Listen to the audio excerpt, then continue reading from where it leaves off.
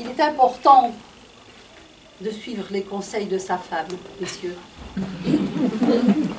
En fait, c'est une histoire que je vais vous raconter qui remonte à la nuit des temps.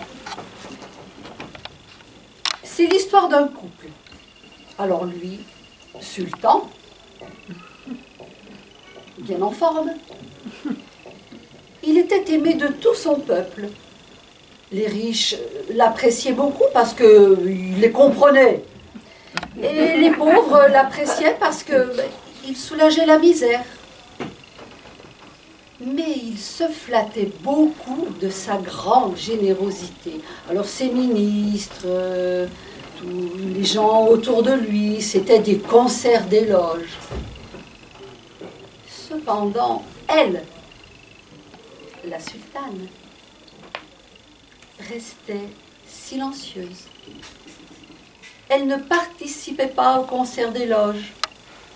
Mais lorsqu'ils étaient seuls, en tête-à-tête, elle ne manquait jamais de lui dire « Ya Sidi, kulshi min mratu » « Oui, monseigneur, mais tout vient de ta femme. » Cela ne plaisait pas du tout au sultan. Et un jour, il en a eu marre d'entendre cette phrase funeste. « Mais enfin, dis-moi en quoi tu es responsable de ma générosité, de ma façon de gérer le pays. Serait-ce grâce à toi que je suis un merveilleux sultan? Oh, monseigneur, je ne me permettrai pas de dire cela. Cependant, la femme est pour beaucoup dans les réalisations de son mari. » À ces mots, le sultan ne supporta plus. Mais alors là, il en a mais ras le turban. Puisque c'est ainsi, chère femme, tu prends tes babouches, tu prends tes sarouels, tu prends tes colliers, tes chemisiers à séquins, je ne sais pas quoi, tu prends tout et tu t'en vas. À ce moment-là, passe sous les fenêtres du palais un robuste bûcheron qui n'avait rien demandé à personne. Il entend les gens du sultan lui dire « Bûcheron, le sultan t'appelle ». Il arrive dans les salons du sultan, du palais. Il s'agenouille, tremblant, se demandant ce qui allait lui arriver. Il entend le sultan lui dire « Bûcheron, tu vois cette femme, je te la donne, prends-la. »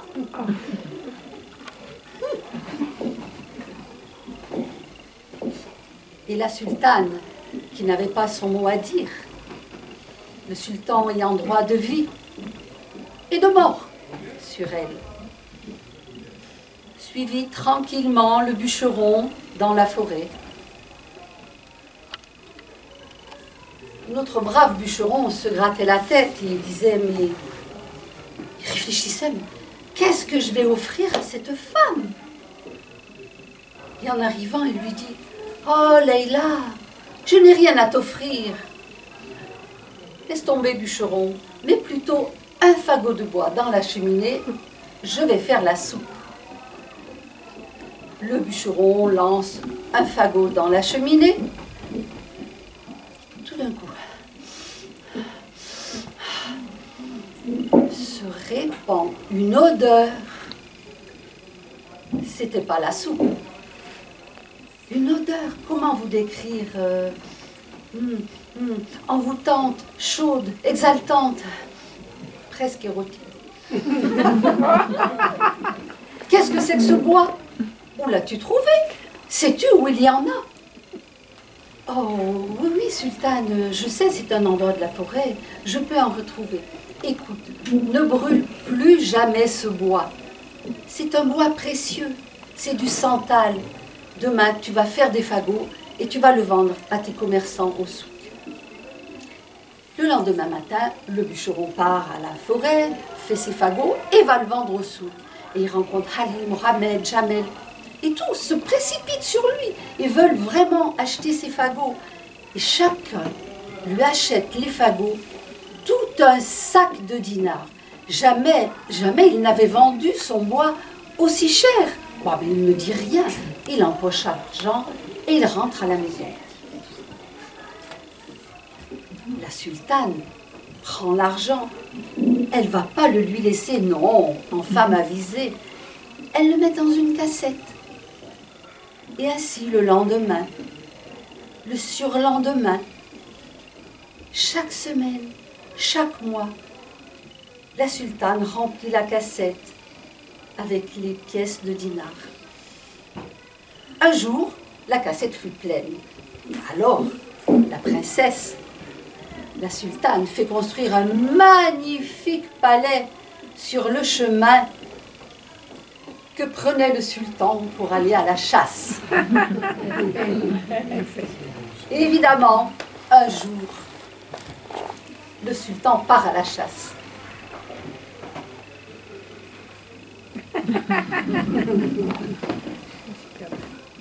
Qu'est-ce que ce palais sur le chemin, demande-t-il à ses gens. Sultan, c'est un bûcheron qui a fait fortune et qui a fait édifier un palais. Ah, je veux visiter ce palais. Le bûcheron fait les honneurs de sa demeure au sultan. Le sultan est émerveillé. Mais enfin, dis-moi, bûcheron, comment as-tu fait pour faire fortune? A-t-on jamais vu un bûcheron faire fortune en vendant du bois? Oh Seigneur, c'est que moi, j'ai été conseillée par ma femme. Ta femme, je veux connaître ta femme. Qu'on m'amène ta femme. La femme arrive. Elle avait suivi la visite du palais tout le long. Mais la sultane était voilée. Femme, dis-moi en quoi tu es responsable de la fortune de ton mari. Oh, monseigneur, c'est une affaire de femme. Mais encore, dis-moi. Ya Sidi Kulchimin Maratu. Tu peux répéter? Vous pouvez m'aider à répéter. Ya Sidi Kulchimin Maratu.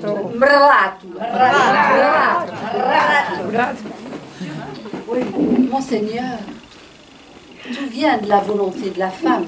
Oh, le sultan avait déjà entendu ces mots.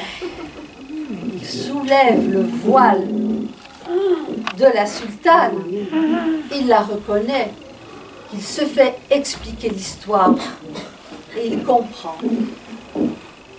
Il tombe à genoux et demande pardon.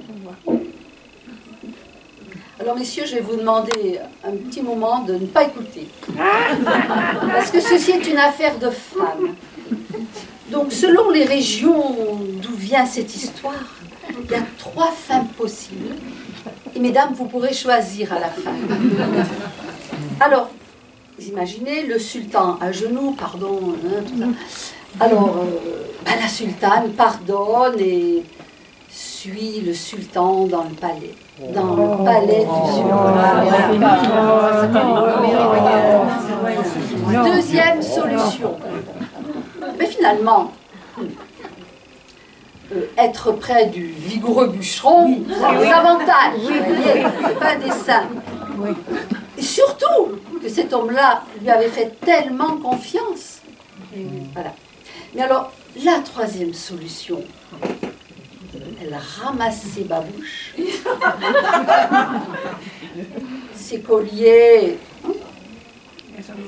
et elle quitte ce royaume où quand même un sultan avait droit de vie et de mort sur elle. Mesdames, choisissez.